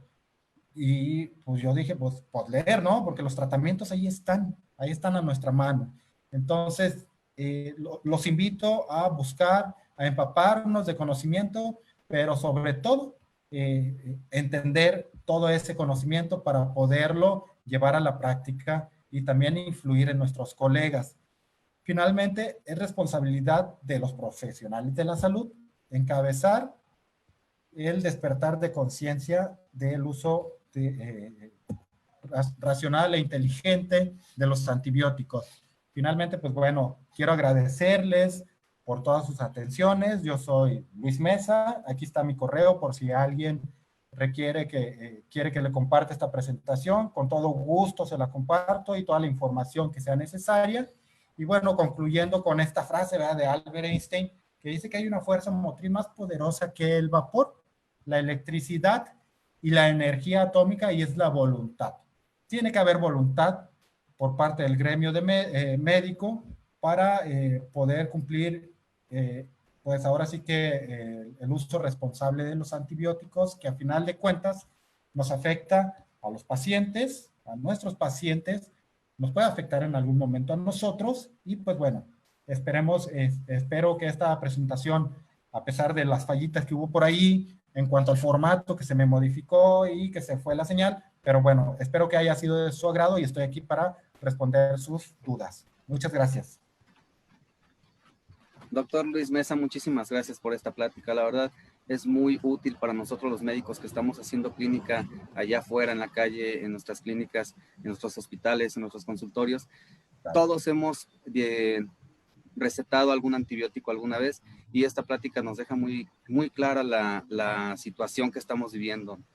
Muchísimas gracias, Luis, por la plática y además por aceptar formar parte de esta hermosa familia de Laboratorio Innofarma. No, pues muchas gracias nuevamente a ustedes y pues gracias también a la audiencia, ¿no? Y estoy aquí puesto para las preguntas. Principalmente a la audiencia, que son los que hacen posible estas pláticas. Ya saben, mientras se sigan metiendo y tengamos una buena afluencia de asistencia, vamos a seguir adelante. Estamos por tiempo indefinido transmitiendo estos webinars, así es que si ya tomaste agüita, ya más tranquilito, nos vamos con preguntas. Claro, adelante. Ok, Luis. Mira, dice Enrique Estrada, me gustaría saber para qué me sirve saber las concentraciones mínimas inhibitorias que se reportan en el antibiograma. Es decir, ¿sirven de algo o ya con que me digan que es resistente o sensible, o cómo relaciono esto con la terapia que quiera implementar? Ok, lo mencionábamos de hecho en el caso de Chloe, ¿no? Que nos salió precisamente resistente a ciprofloxacino. Entonces, si tuviéramos las concentraciones mínimas inhibitorias para infecciones urinarias, por poner un ejemplo, pues pudiéramos pedirle al laboratorio que nos haga un antibiograma específicamente para este tipo de patología o de enfermedad, ¿no?, de infección. Entonces, regularmente están basados en las concentraciones mínimas inhibitorias, pero plasmáticas. Entonces, sirve de mucho. Digo, si tú tuvieras a la mano esa información, puedes hacer una interpretación del antibiograma mucho más profundo que un antibiograma fijo con niveles plasmáticos. Ok. A ver, vamos con otra pregunta. Está un poquito enredada, pero a ver. Leonardo Ruiz, considero que el problema de la resistencia deben hacerse cultivos y antibiogramas. En problemas de piel estamos viendo Staphylococcus pseudointermedius y Shea-Ferry metacilina resistente y bacilos gram negativos, productores de BLEE y AMPC. Ok, ¿y cuál era la pregunta exactamente? Yo creo que más bien era un comentario. Comentario, ¿no? Ajá. Ok, sí. Bueno, en el caso de problemas de piel, la verdad es que la mayor parte se pueden resolver con tratamiento tópico, con clorexidina. Afortunadamente, la clorexidina pues no presenta resistencia bacteriana, al menos no se reporta. Es un antiséptico muy, muy bondadoso que podemos usar para infecciones de piel, incluso para piodermas profundos. Ok. Arturo Juan Gorena Leal dice, hay comentarios antes de castrar, se recomienda reconocer la prostatitis, si es por HPV o absceso prostático o neoplásico. Definitivamente hay que descartar. Digo, ahí dimos algunas sugerencias, ¿no? Pero al final de cuentas tenemos que analizar cada paciente, como lo decimos muchas veces, ¿no? Tratamos enfermos, no enfermedades. Entonces sí hay que dar una observación, sí, definitivamente. A ver, es como que se cortó un poquito. A ver si tienes ya buena señal. Creo que ¿Me sí. escuchas? Perfectamente. Ah, ya. Es que se cortó un poquito. Rafael Marín dice otro comentario que me parece interesante. Hay muchos establecimientos como estéticas caninas, expendios de alimentos y practicantes empíricos, no veterinarios, que venden y recomiendan tratamientos con antibióticos, que desconocen totalmente la farmacología de los antibióticos como dosis, frecuencia, distribución, etcétera, que a mi parecer son los que contribuyen altamente a las resistencias, a la resistencia antibiótica de los microorganismos y definitivamente nos afecta a nosotros como veterinarios. Pues mira, ahí ya es una cuestión de legislación, ¿no? Debería estar más controlada esta cuestión de la distribución de los antibióticos, quién tiene acceso a ellos. Y yo creo que sí tiene mucho que ver en cuanto a la resistencia bacteriana, pero lo que yo veo al día o día a día en mis consultas, en pacientes que me llegan a veces que han pasado por otros colegas, lastimosamente, y como ya lo mencioné, no es buscar culpables y tenemos que enfocarnos, más bien identificar el problema y enfocarnos en la solución para no herir susceptibilidades, ¿verdad? Pero sí he visto que muchos colegas, y yo no estoy libre de culpa, la verdad es que en algunas ocasiones y en muchas hice un uso irracional de antibióticos. Entonces, pues empecemos por lo primero, y lo primero somos nosotros, o soy yo, después es mi gremio, y por eso esta plática, y claro que sí tenemos que pedir a las autoridades de que pues haya una legislación, ¿no? Un poquito más estricta para el manejo de los antibióticos. Estoy totalmente de acuerdo contigo, es un poquito preocupante. A ver, otra pregunta. Bueno, Javier Martínez, buenas noches. ¿Qué opina del uso de amoxicilina con ácido clavulánico como primera elección después de una OVH? Ok.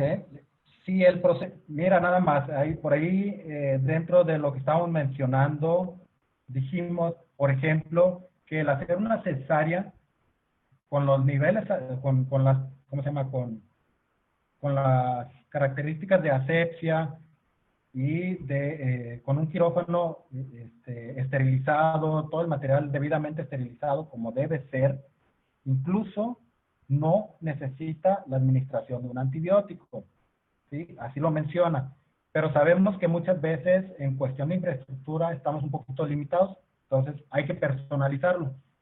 En procedimientos quirúrgicos, sí, es de buena elección y es un buen antibiótico prequirúrgico y también, como no, posquirúrgico a una esterilización. Sí.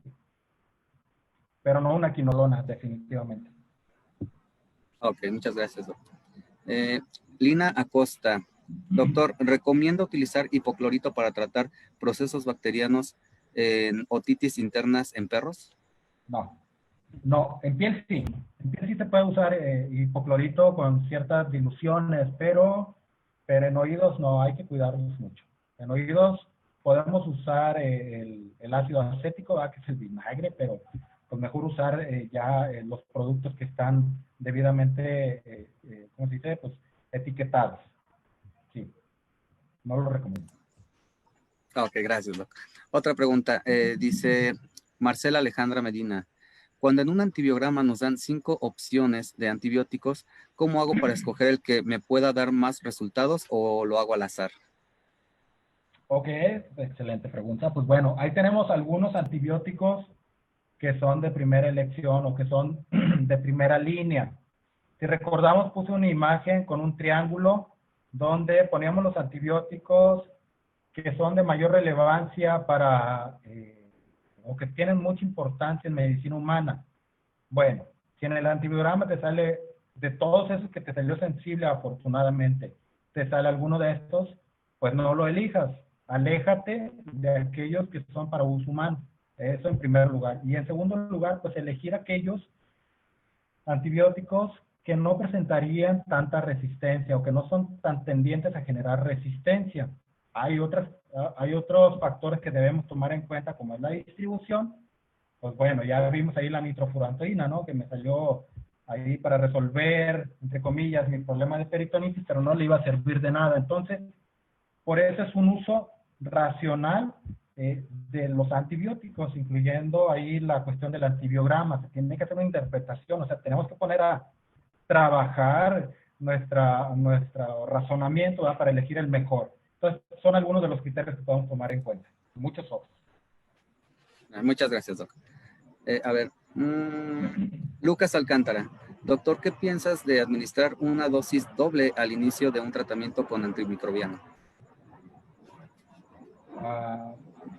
Me imagino se pudiera referir a usar una dosis alta, tal vez, por ejemplo, en rofloxacino, pues tenemos por ahí un rango, ¿no?, de que va desde 5 miligramos hasta 20 miligramos. Entonces, pues va a depender de cada caso. Si tú lo consideras necesario porque el paciente tiene cierta condición y consideras que hay que bajar esa carga bacteriana de inmediato, pudiera ser que necesites una dosis alta. También va a depender a dónde quieres que llegue ese antibiótico. Hay unos antibióticos que necesitas incrementar sus dosis dependiendo a dónde quieres que llegue, ¿no? Por ejemplo, en osteomielitis. Ok, muchas gracias, Doc. Ernesto García pregunta, ¿qué eficiencia ha encontrado entre la sensibilidad in vitro y la sensibilidad in vivo? Ok, eso está muy asociado. In vitro sería el antibiograma, ¿no? Y pues nuevamente volvemos a Chloe. Estuvo bien interesante ese caso porque in vitro no funcionó, ¿verdad? Entre comillas, no funcionó la ciprofloxacina, pero ya en vivo lo resolvió perfectamente bien. ¿Qué quiere decir esto? Varias cosas pueden estar sucediendo y también lo mencionamos durante la plática. Uno es precisamente estas concentraciones mínimas inhibitorias plasmáticas, que es la que regularmente nos reporta el laboratorio. Y otra cosa son las concentraciones mínimas inhibitorias o las concentraciones más bien reales que hay en la zona que quieres tú tratar o resolver. Eso por un lado. Y por otro lado, es posible que incluso ese paciente que le mandaste a hacer antibiograma y todo, a lo mejor sin antibiótico se hubiera resuelto. Puede ser también. ¿Por qué? Porque al final de cuentas, lo que hacemos con el antibiótico es ayudarle al paciente a resolver la infección. No es la varita mágica. Al final de cuentas, aquí quien hace la chamba es el sistema inmune del paciente. Ok, gracias, Doc. A ver, Marta Silva. ¿Es recomendable aplicar tratamiento preventivo con antibiótico antes de realizar una limpieza dental? También lo mencionamos, ¿no? Va a depender de en qué condición se encuentra el paciente. Es una profilaxis, propiamente profilaxis, no hay necesidad.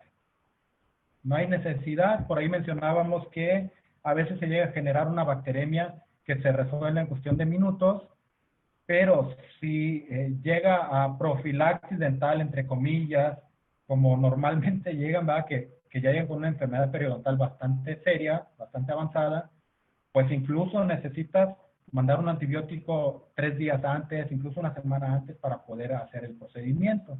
Entonces hay que personalizarlo. Ok, gracias, Doc. Jesús Cienfuegos hace un comentario, dice, ¿sería recomendable al empezar un tratamiento de primera elección con sulfas y después cambiarlo a penicilina u otros antibióticos? Es casi necesario.